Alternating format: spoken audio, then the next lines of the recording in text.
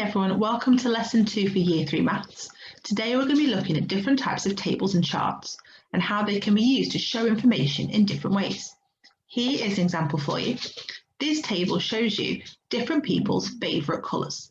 So we can see along the left hand side we've got the names of the people who answered, and along the top we've got their favourite colours. So to show you how it works, our first question says, which colour was chosen by Mark and Michael? Well, to do this, I need to find Mark first of all, and I'm going to look across to see which was his favourite colour. I'm looking for the one with a tick in it. I can go up and say, well, Mark's favourite colour was blue. I can then do the same with Michael. Here he is. I can go along until I find the tick, and I can see that they both choose the same colour, which is what I was expecting, and actually that favourite colour was blue. It then asks me, what is Jane's favourite colour? Well, I can do the same thing again. I can find Jane. I can track along and see that here her favourite colour is ticked, and there it is, green. Sometimes you might get it the other way around. In this particular question, it's saying, well, who chose purple as their favourite colour? So instead of looking at the person's name and trying to find the colour, this time I'm going to do it the other way around. So I'm going to look across for purple. There we go. And this time I'm going to track down until I find the tick, and then across to the person's name, and I can see that the person who chose purple was Emily. And then finally for this one, which colour wasn't chosen by anybody? So again, I'm looking at the colours first, not the people. So if I look at green, I can see that green was chosen by Jane. Red has a tick because it was chosen by Charlotte. Yellow, nobody's tick, so that looks like it's probably my answer, but I'm going to keep checking just in case. There we go. Blue, we can see was chosen by the two people we've talked about, and so purple was chosen as well. So yeah, the one colour that wasn't chosen by anybody has got to be yellow. Here's an example of a different type of table. Now this table shows the results of different football matches between some different teams.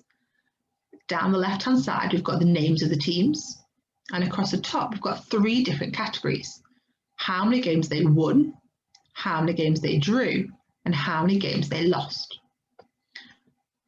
I'm going to ask you now to pause the video to have a little go at answering all 4 questions.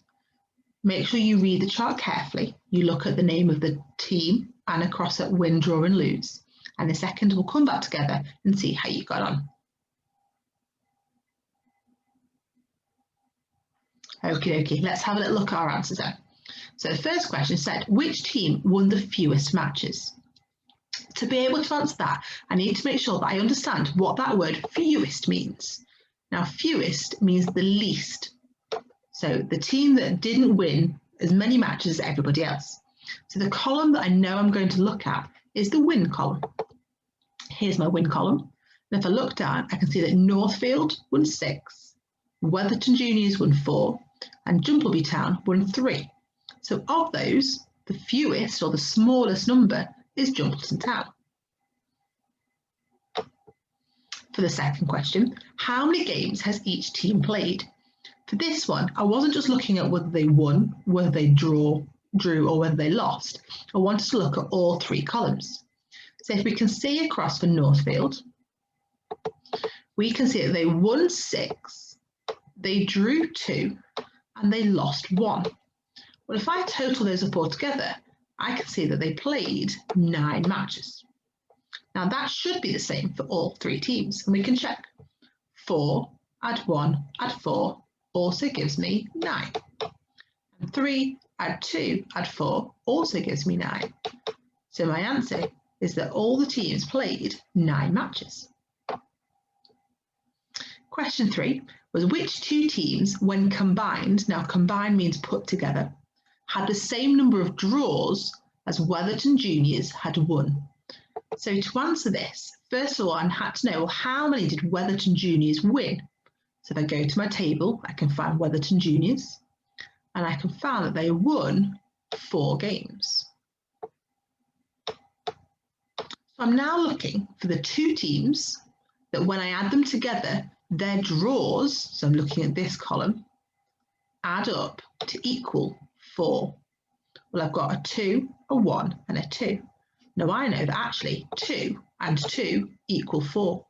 So the two teams whose number of draws equaled have to be Northfield AFC and Jumbleby Town. And then the final question, what is the difference between the total numbers of wins and the total numbers of draws? Well, to do this one, if I clear the information on the screen, I want to know how many wins there are altogether. So I'm going to look at Northfield won 6, Wetherton Juniors won 4, and Jumbleby Town won 3.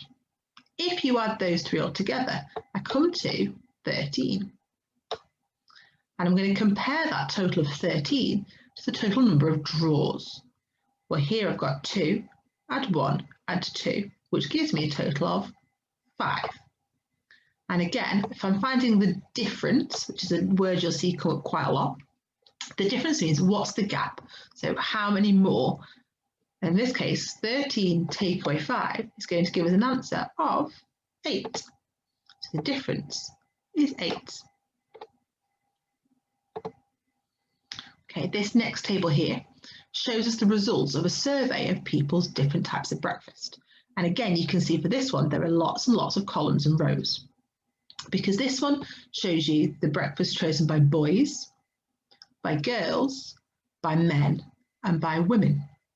And just straight away looking, I can see that it's talking here about children. If it's talking about children, it wants you to add together both the boys and the girls. But there isn't a row for that by itself. It's asking you to add them up. And it's then got whether they had toast, cereal, porridge, fruit, or nothing for their breakfast. So again, I want you to pause the video, have a go at the 4 questions, and we'll come back together. Okay, let's have a look at these answers then. The first question was how many adults eat toast for breakfast? Now straight away, if we're talking about adults, it's talking about the men and the women combined, so I've got to add them together. So if I look at how many men had toast for breakfast, I can see that that is 6. If I look at how many women had toast for breakfast, that's 3. So the total, if I add together the 6 and the 3, is going to be 9. So in total, 9 adults ate toast for breakfast. If we have a look at the second question, which was the least popular breakfast amongst children? So the least popular means which one wasn't chosen as many times as the others. And again, if it's talking about children, I need to look at the boys and the girls. So if we have a look, I can total them as I go. So 3 add 2 gives me a total of 5. 13 add 14 gives me a total of 27. 1 and 8 gives me a total of 9. 4 and 6 gives me a total of 10. 9 add 2 gives me a total of 11. Now doing little jottings like this on your table can be really helpful, because otherwise you might sometimes forget which working out you've done. So again, the least popular, so the one that wasn't chosen by many people. Well, I've got 5, 27, 9, 10 and 11, and the lowest of those is 5. So the least popular breakfast among the children was toast. So your third question was how many more people have porridge for breakfast than the total number of people who ate nothing? Now, if I'm talking about people, I'm not just talking about children, and I'm not just talking about adults. I'm talking about everybody all together. So how many more people have porridge for breakfast than the total number of people who have nothing? So to do this, I need to add together the total people for porridge and the total people for nothing. So we'll start with nothing down the end here. Now, when you're adding up lots of numbers like this, you need to find for you the easiest way of doing it. Some of you might be able to do it in your head. Other people might want to add together the 10s and the 1s, or some people might want to add 2 numbers and then add another one and then add another one. It's whichever method works well for you. So if I add together nothing, I'm going to start by adding together in my head 9 and 2. Well, I know that 9 and 2 gives me 11. 11 add another 10 is going to give me a total of 21, and then there's nothing else to add. So this gives me a total of 21 people who had nothing for breakfast. If I then start with the porridge, I find it easier to start with the bigger numbers and add on from there. But other people might find it easier to find the small numbers and then add on. It's completely up to you. So I'm going to start with 17, add 7. I'm going to do that because actually I know 7 add 7 is 14. Add the 10 is going to give me 24.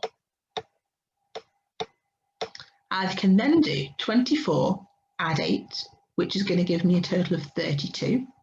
Add one more, it's going to give me a total of 33. So the total number of people who chose porridge is 33. The total number of people who had nothing is 21. And I want to find the difference to tell me how many more. So I'm saying, what do I add to 21 to get to 33? Now, if you're doing that in your head, you might say, well, 21, if I use my number bonds, if I add 9, is going to get me to 30, and then another 3. And 9 add 3 is going to give me a total of 12. So you can see how many different steps you actually had to do just to answer that question. And there were lots and lots of steps. So that's why it's really important to do all these little jottings and writings down, not trying to keep absolutely everything in your head.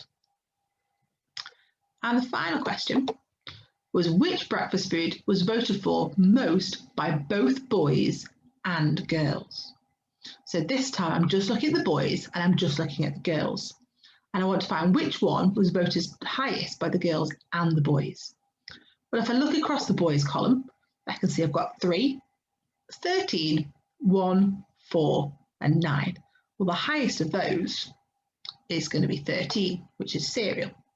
If I look at the girls, I've got 2, 14, 8, 6, and 2. And the highest of those, again, comes in the same column, because we know it was voted for by both boys and girls. So the highest for both boys and girls was cereal.